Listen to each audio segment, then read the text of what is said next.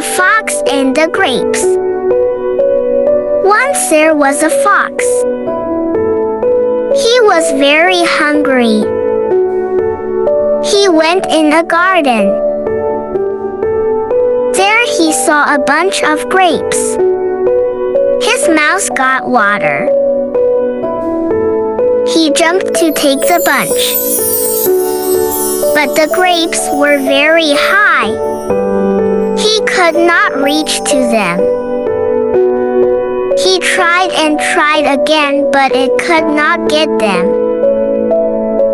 He got tried. So he went saying that the grapes are sour.